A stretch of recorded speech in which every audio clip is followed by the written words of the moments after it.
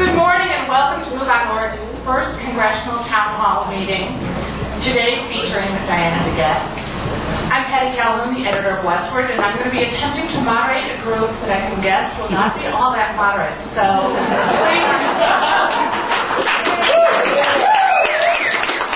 please behave yourselves as well as we can, because also I understand the Congresswoman has to get out of here by 11. So we'll be talking fast, but we'll be saying a lot of things. Again, welcome. We would really like to thank the Mercury Cafe and all the good people here, especially Marilyn McGinnity, the only person who's had the same job as long as I have.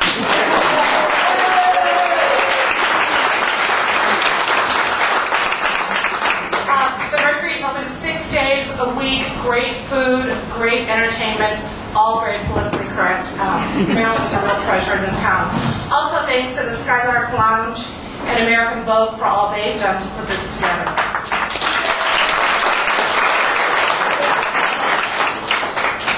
And of course, MoveOn.org.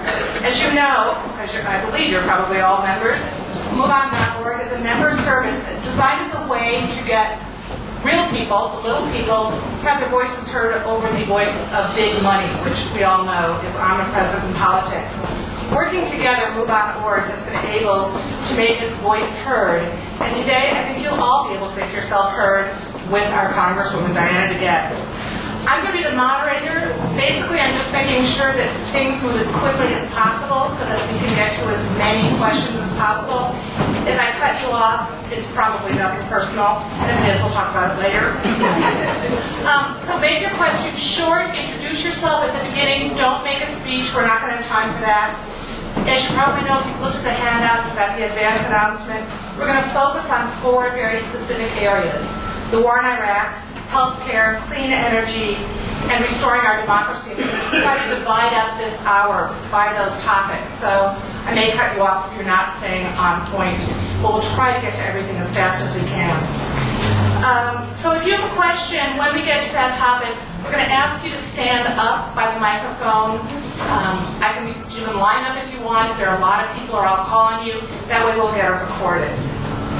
So again, behave yourself. We are very lucky to have the Congresswoman with us this morning. Congresswoman Diana DeGette is currently serving her 6th term in the U.S. House of Representatives for the 1st District. She is also the senior member of the Colorado delegation, which I think we can all agree is very good considering some of the other members. Are you behaving yourself? Representative DeGette is also the acting chief deputy whip and the vice chair of the very powerful Committee on Energy and Commerce in the House. She's a 4th-generation Coloradan who went to Denver's South High School before receiving her BA magna cum laude from Colorado College in 1979.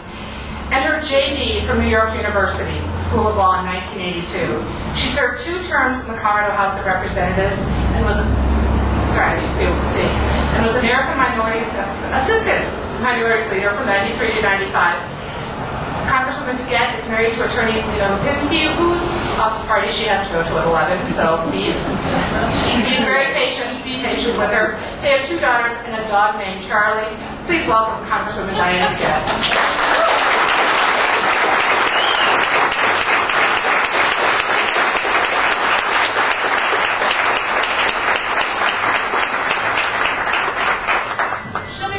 On these topics for a few minutes, then we'll go to questions. Thanks, Patty. Thank you so much. I'm really glad to be here this morning, although I feel like we should either be out hiking in the park or having a cocktail in this cocktail lounge atmosphere. I'm not sure which I prefer, but I'm really always glad to be home with you. Before I talk about the 4 topics that I've been asked to talk about today, I'd like to make a little pitch to you. As you might know, this week again, the House of Representatives passed my bill on embryonic stem cell research.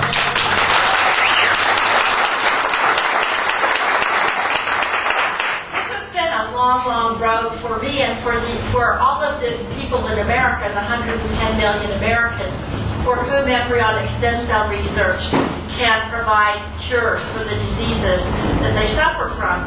I first started working on this issue in the late 1990s, and as you know, we passed the bill in the House for the first time in the spring of 2005, and it's been a real saga ever since then. But as my hero, John Lewis, who's in the House of Representatives with me, a leader of the civil rights movement, always says, never give up, never give in. And that's my motto on this.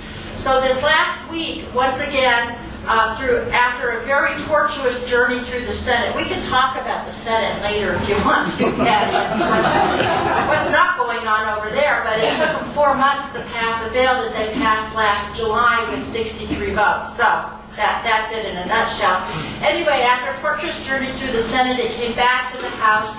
We passed it in the House. It will now go to the President's desk. And this is what I'm asking you to do. Is the last time we did this bill, and in July when he vetoed it, it was the fastest process for a bill I've ever seen.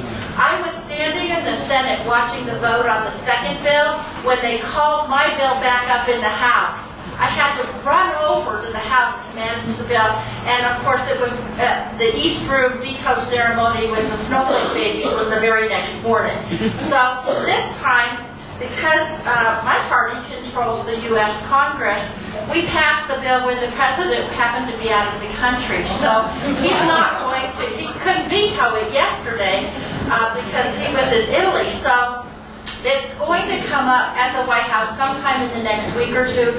I implore you to please call the White House and tell all of your friends to call the White House and tell him not to veto this important piece of legislation.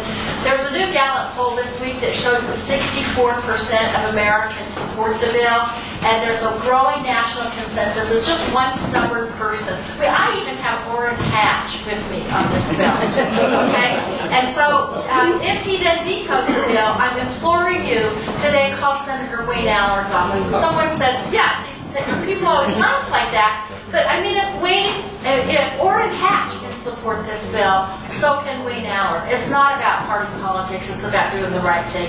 I would really thank you for doing that, because I think that part of the whole mission of Move On, which I agree so fundamentally with, is the activism of the grassroots.